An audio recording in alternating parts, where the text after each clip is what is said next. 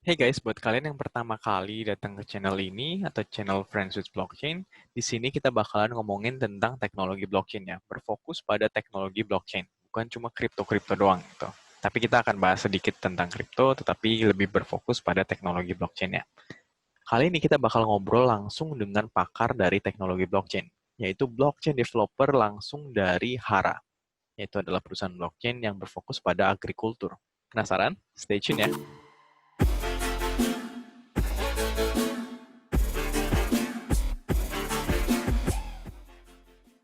Kali ini gue udah kedatangan tamu khusus yaitu Juwita Winadwiastuti atau biasa disapa Kawina. Nah, kalau kalian yang belum tahu, Kawina ini sebenarnya adalah blockchain developer loh. Tunggu, blockchain developer dan wanita gitu kan. Kalau biasa kita di Indonesia atau di luar negeri saat ini itu developer yang cewek aja masih jarang. Nah, ini bahkan itu berfokus pada teknologi blockchain ya Kawina ini. Jadi kayak agak-agak berbeda nih Kawina. Jadi Kak Wina itu adalah blockchain developer di Hara gitu kan.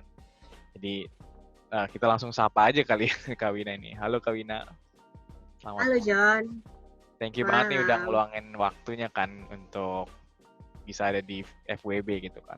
Mungkin langsung aja diceritain Kak Wina ini mungkin perkenalan dulu kali Kak Wina ini siapa gitu. Oke, Jadi kita teman-teman siapa kan ya? belum ada kenal gitu misalkan. Jadi kayak yang udah Jonas bilang, gue dipanggil Wina. Jadi panggil aja Wina atau biasanya sih kalau secara formal gue ngenalin diri sebagai Juwita. Karena kan tadi udah disebut juga nama panjang gue Juwita, bukan ya. Terus sekarang ini gue kerja di Databot atau Hara. Databot Hara. Jadi Databot itu parent company-nya dan Hara itu adalah salah satu produk dari Databot itu. Nah, gue kerja di situ sekarang megang sebagai blockchain developer atau blockchain engineer. Sebenarnya ngapain sih? Sebenarnya lebih ke arah kita ngebikin sebuah solution menggunakan blockchain dan saat bagian yang blockchainnya gue mikirin gitu. Jadi kayak solusinya kayak gimana, terus bisa pakai modul apa aja, dan itu semua jadi gue yang mikirin barengan teman tim gue. Oke oke. Sebenarnya Kak Wina ini itu bos gua dulu gitu kan. Kita sebenarnya dulu pernah kerja bareng. Gue juga dulu pernah jadi blockchain developer di Hara. Terus ya udah kita dulu pernah kerja bareng gitu. Dulu Kak Wina nih orangnya sabar banget sama gua. Gue dulu diajarin blockchain kan, sabar banget. Terus pinter gitu ngatur orang gitu kan. Oke, tadi kan ini Kak. Jadi mungkin kan Hara itu adalah perusahaan blockchain kan atau Databot juga Hmm. suka nge-handle proyek blockchain juga kan. Nah, mungkin Kak Wina ini udah ngapain aja sih gitu, proyek-proyek apa aja atau mungkin di dalam sistem dalam uh, di infrastrukturnya itu udah ngapain aja gitu. Udah Hmm. kontribusi apa aja kan kita penasaran kan kira-kira apa Hmm. sih kerjaannya menjadi blockchain developer itu. Jadi sebenarnya kita di sini lebih fokus kalau ngomongin blockchain kan blockchain itu banyak ya. Saya nggak sebatas Bitcoin, nggak sebatas Ethereum gitu. Dan jenis-jenis networknya pun sekarang semakin lama makin banyak kan. Nah jadi kalau di kita tuh kita lebih fokus ke teknologi dari sisi Ethereum. Jadi protokol-protokol yang kita gunakan itu sih protokolnya si Ethereum itu. Nah, kita sendiri pun bikin suatu network, suatu private network itu on top of Ethereum. Jadi makanya kita lebih banyak kalau ngomongin teknis tuh lebih nyambung untuk ngomongin Ethereum dibanding misalkan ngomongin Bitcoin atau Hyperledger atau network-network yang lain. Nah, itu kita lebih fokusnya sih Ethereum itu. Nah, di Hara itu sebenarnya, jadi Hara itu sebenarnya adalah suatu platform yang kita tuh goalsnya kita pengen banget bantu petani. Bantu petani untuk bisa um, mendapatkan haknya lah istilahnya gitu. Jadi untuk goals pertama ini yang paling awal adalah kita um, mengumpulkan, mengakuisisi data petani dulu. Kenapa gitu? Karena kita lihat pemerintah sendiri pun bisa dibilang belum memiliki data petani yang lengkap di mana saat bank atau saat pihak ketiga membutuhkan data petani untuk sebagai verifikasi mereka, mereka itu akan membutuhkan waktu yang panjang dan otomatis kosnya gede. Jadi di sini Hara membantu untuk mengumpulkan data-data tersebut sehingga bisa menyambungkan dengan pihak ketiga tersebut jika misalkan petani membutuhkan penambahan dana atau petani membutuhkan asuransi. Nah, itu kita nyambungin mereka. Jadi, itu salah satu yang Hara lakuin. Nah, sedangkan blockchain-nya itu apa? Jadi, blockchain itu untuk blockchain itu di bawah Hara juga. Namun, kita kayak beda tim gitu loh. Jadi, untuk yang mengerjakan untuk bagian petani itu adalah bagian operasional, Hara dalam teknologi yang operasional, sedangkan kalau blockchain itu Hara bagian blockchain. Nah, di mana ya salah satu anggotanya dulu ada Jonas gitu. Dia juga jago banget, ngodingnya juga oke banget. Nah, dulu Jonas yang ngebantu gua dalam kita ngerjain apa itu yang kita sebut Hara Ledger. Nah, Hara Ledger-nya ini sendiri adalah network di atas Ethereum yang kita bikin. Nah, Hara Ledger ini kegunaannya apa? Jadi Hara Ledger itu, kenapa kita pilih Hara Ledger itu? Karena kita tahu sendiri dong, kalau kita pakai Ethereum itu cukup costly. Pertama, karena dia menggunakan setiap kita transaksi, kita harus mengeluarkan beberapa ETH. Kedua, Ethereum sendiri untuk average time-nya dalam pembuatan satu blok adalah 15 menit. Dimana kalau misalkan kita membutuhkan sesuatu, itu untuk orang awam pasti 15 menit itu kayak lama banget. Beda dengan orang yang udah ngerti blockchain. Nah, makanya itu kita bikin Hara Ledger untuk menghandle beberapa minus-minusnya Ethereum yang tersebut. Nah, di Hara Ledger sendiri ini, kita buat beberapa modul. Modul-modul inilah yang biasa kita offer ke beberapa klien kita. Nah, untuk modul-modul ini, kita ada modul untuk traceability. Jadi, misalkan klien membutuhkan sesuatu untuk nge-trace suatu proses dari A sampai Z gitu. Nah, proses tersebut bisa kita simpan di blockchain kita, yang kemudian nanti di tiap prosesnya akan kita berikan suatu atestasi atau testimoni untuk memperkuat bahwa si proses-proses tersebut ada pihak yang bertanggung jawab atas proses tersebut, kayak gitu.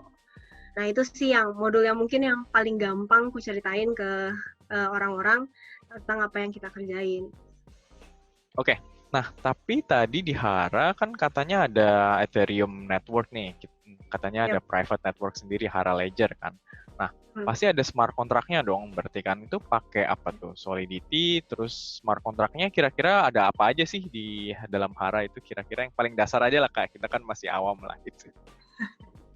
Oke, jadi karena kita pakai Ethereum, kita smart contract kita yang paling paling sering kita pakai itu Solidity. Jadi kan kalau sekarang udah ada Viper, udah ada yang lain juga, tapi kita stick on Solidity ini. Nah, untuk development Solidity-nya sendiri, kita pakai framework Truffle. Jadi ada framework namanya Truffle. Framework itu sangat membantu banget kita dalam development, karena dengan Truffle ini kita bisa automatic testing, bahkan kita bisa automatic deployment.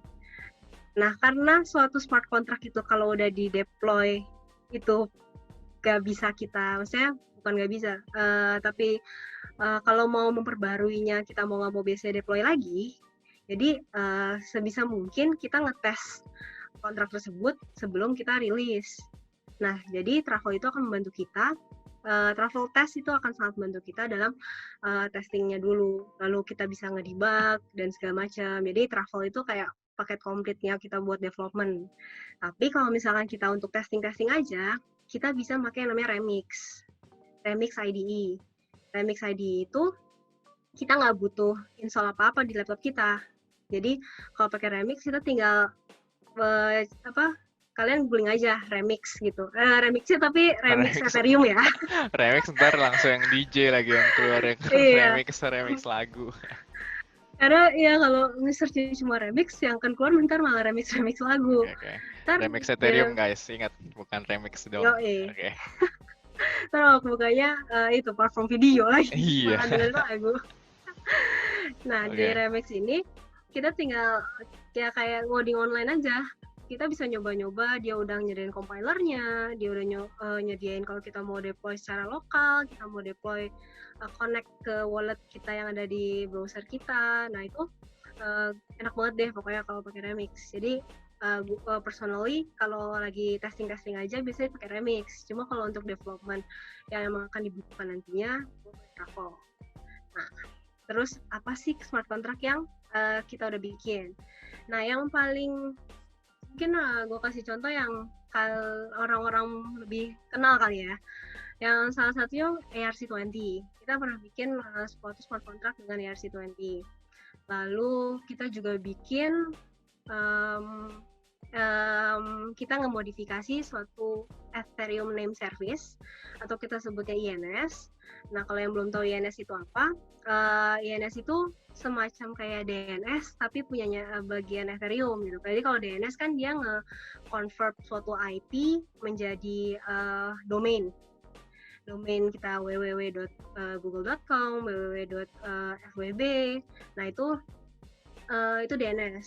Nah, INS itu biasanya kita bisa nge-convert sebuah domain, bisa kita ambil misalkan ABI-nya, atau misalkan dia itu mapping ke address apa, dia itu misalkan public key-nya apa, jadi dia itu bisa menyimpan beberapa macam jenis key-nya. Nah, itu kita juga bikin di Hara untuk HNS. Jadi kita cuma modif dikit Hara name service, kita pakai apa yang diimplement oleh INS, dan kita juga udah pakai itu, dan kita modif beberapa smart contract-nya.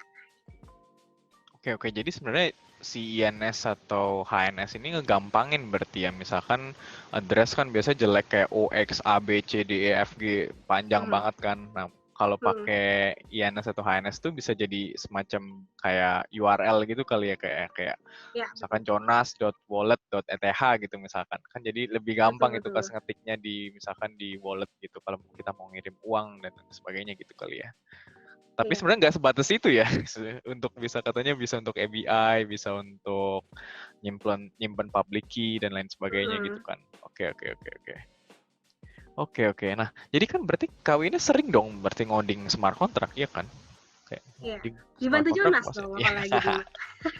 Ya, gue jadi budak ya di sini. Tapi itu kayak ada ini nggak sih Kak, kayak pasti ada suka dan dukanya dong jadi blockchain developer itu gimana sih? Ya kan, pasti dong kan. Karena apalagi ini masih baru banget nih, teknologi baru, referensinya nggak banyak. Itu gimana nih, ada ini nggak sih keluh kesah gitu atau capeknya gitu jadi blockchain developer itu apa gitu? Oke, dibilang capek, ya ada capeknya sih. Tapi kalau dibilang capek, nggak capek banget karena ya seru aja gitu kan. Kalau kita ngelakuin suatu hal yang kita emang tertarik kan, pasti ya tiba-tiba udah ngulik A, B, C, sudah sampai kemana gitu. Tapi sebenarnya ya capek pasti ada gitu. Apalagi kalau udah kita ngomongin tuntutan kerja ya. Maksudnya kalau untuk have fun sendiri kan, ya kita akan ngikutin flow kita, itu lebih ngikutin pace kita lah. Tapi kan kalau yang namanya kerja kan kita nggak bisa ikutin pace kita aja. Jadi keluh kesahnya itu gue akan throwback dulu. Jadi kita itu udah ngulik blockchain itu sekitar 2-3 tahun yang lalu. Dimana 3 tahun? 2-3 tahun ya. 2017 berarti ya, 2018. Buset. Iya, udah lama. Lumayan lama. Nah, di situ yang namanya Ethereum sendiri pun masih belum sestabil sekarang lah gitulah. Terus dokumentasi pun juga belum selengkap sekarang gitu. Bahkan sekarang aja dokumentasi lengkap aja kadang kita masih miss. Ya bayangin aja kalau dulu jadi lebih gimana gitu kan. Gila jadi ya. paling keluh kesahnya sih itu dokumentasi itu susah nyari. Dokumentasi di sini nggak cuma dokumentasi teknologi yang kita pakai, tapi juga dokumentasi kalau kita kena error. Jadi kalau misalkan kita ngoding JavaScript, ngoding React, ngoding Python, ngoding Django atau segala macam kan, error nih, error code-nya kita kopas, kita googling, langsung keluar dong Stack Overflow. Itu paling easy peasy lah. Tapi kalau pas gue nge-handle blockchain ini, mau dari sisi smart contract atau sisi backend, itu gue nemu error, gue kopas, yang keluar tuh paling sering tuh issues GitHub. Wah, ini bahaya ya. dan dan dan kalau close nggak apa-apa lah ya, kalau udah close, oh udah ada solve-nya. Ini sering kan masih open, Pak. Jadi Masih ini ya, masih ada gitu bug-nya itu atau iya, error itu gitu. masih. Jadi development-nya tuh masih jalan banget gitu kalau untuk dari sisi dokumentasi. Dan mereka pun juga para yang mengerjakan di sana pun juga masih selalu menemukan hal baru, update, dan itu jadi problem kedua juga. Yaitu karena seringnya mereka nge-update, otomatis kita sebagai pengguna harus ngikutin pace mereka. Paling gampang tuh Solidity-nya deh. Solidity itu gue udah ngerasain dari 04, 05, 06, sekarang tuh 07, 708 lah. Nah itu kalau yang kita tahu kan 0.x.x. Nah, X kedua itu kan minor harusnya ya. Tapi kalau di Solidity itu bisa major. Jadi beda 0, itu bisa aja sintaksnya beda. Dan itu yang cukup memakan waktu saat misalkan kita mau deploy kontrak, cuman untuk testing kontrak kita yang sebelumnya misalkan itu versi yang lama, jadi untuk compilingnya tuh ada problem, suka kayak gitu. Dan jadi ya mau nggak mau supaya lebih gampang kita upgrade sama semua, dan itu otomatis merubah sintaks. Nah itu problem kedua tuh di situ. Jadi learning curve-nya tuh cukup panjang karena hal-hal seperti itu. Jadi kita udah belajar sejauh ABC, tapi karena dia perubahannya cukup signifikan, kita harus ke B lagi nih. Karena kita harus mempelajari lagi perubahan di B ke C-nya. Nah itu juga cukup problem banget dulu gitu.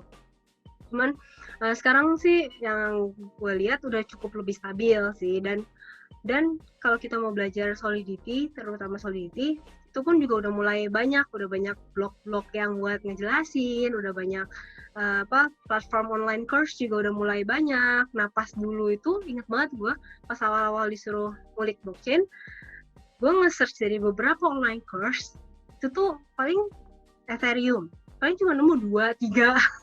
Jadi tuh susah banget, maksudnya untuk mencari materi untuk belajarnya itu masih susah banget. Tapi kalau sekarang tuh yang gue lihat udah semakin gampang lah untuk kita lebih belajar. Jadi itu suka duka gue selama lagi coding tuh sempet di situ.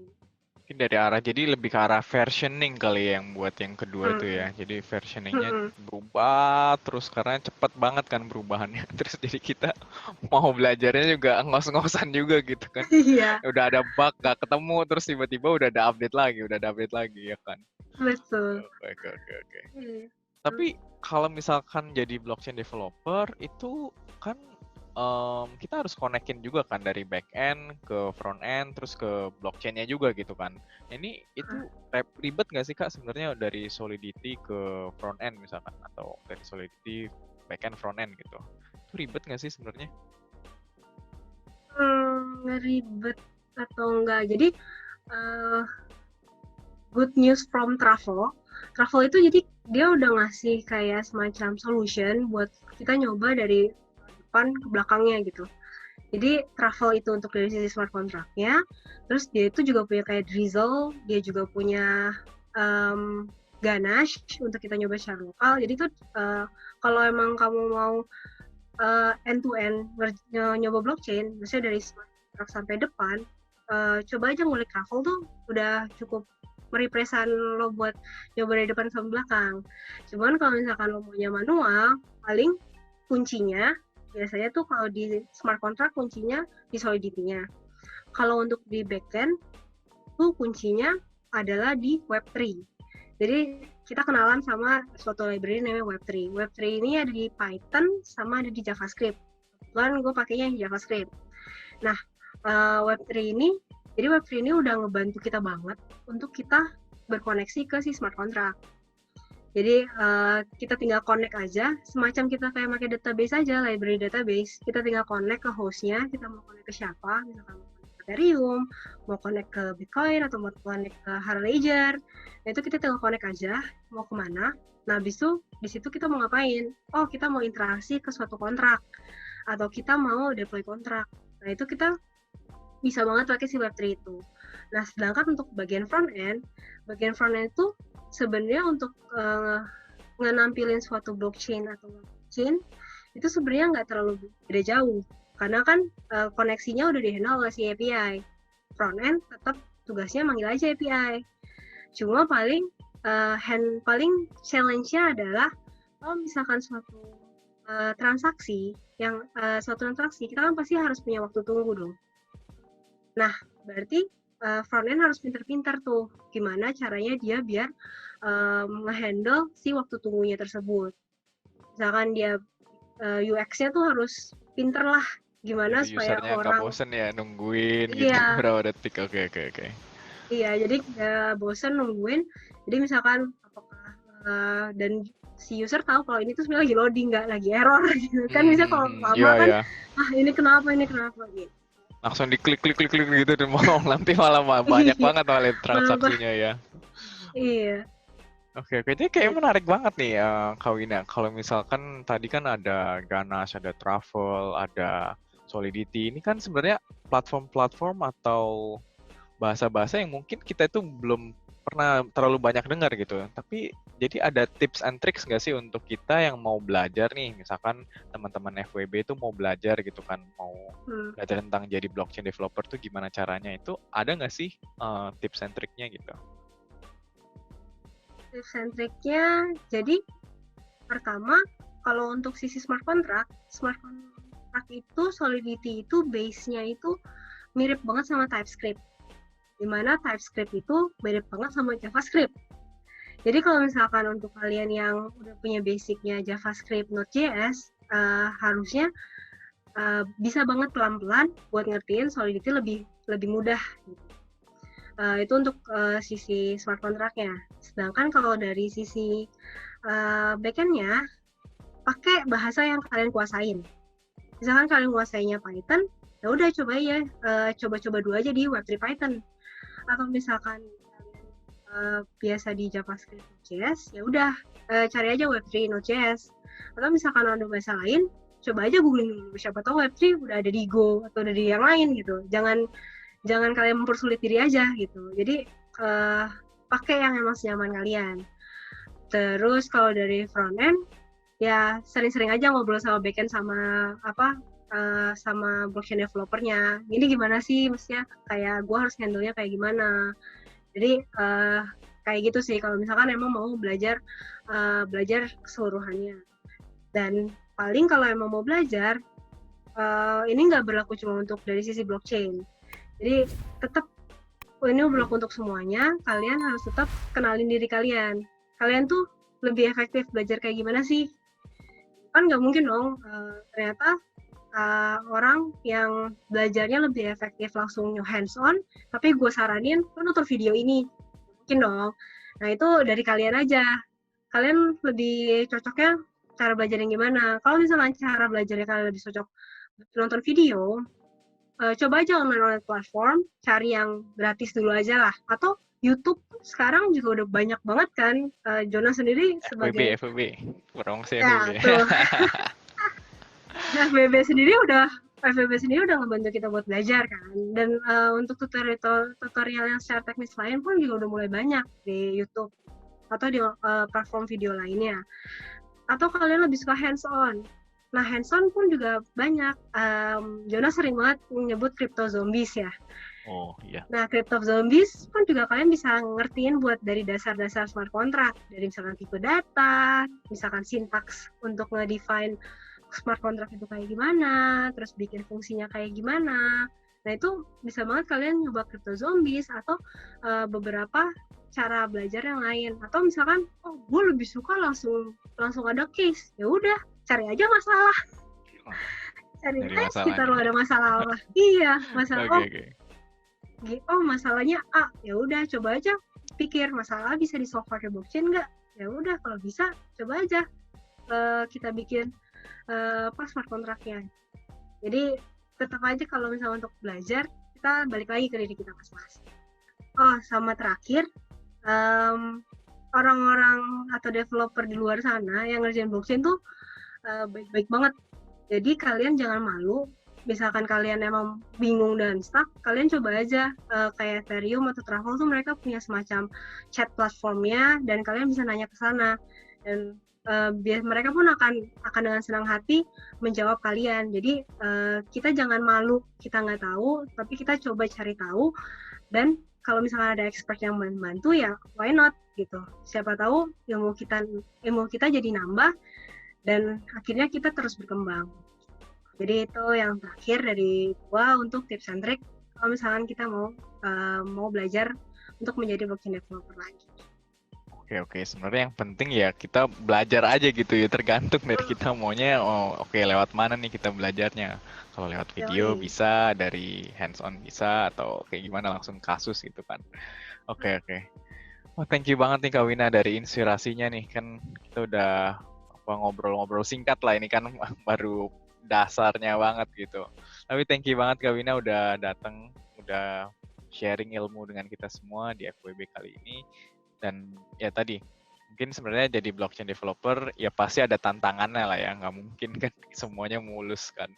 Jadi tadi katanya dari versioning, dan juga dari sisi dokumentasi, kemudian dari referensi, dan development yang sangat cepat, dan itu membuat learning curve-nya jadi tinggi banget. Nah itu kadang jadi bikin stres juga kita para developer, blockchain developer untuk develop blockchain. Tapi tadi sekali lagi ada tips and trick dari Kawina, ya, yang mungkin yang penting tetap terus lanjut aja gitu, dan belajar dari yang kalian bisa dulu. Misalkan kalian ternyata adanya di Go, ya udah coba cari source yang Go gitu misalkan, atau dari JavaScript kebetulan juga mirip dengan Solidity atau C++, itu juga bisa langsung aja. Yang penting ngoding dulu aja gitu misalkan. Sebenarnya tergantung dari kalian.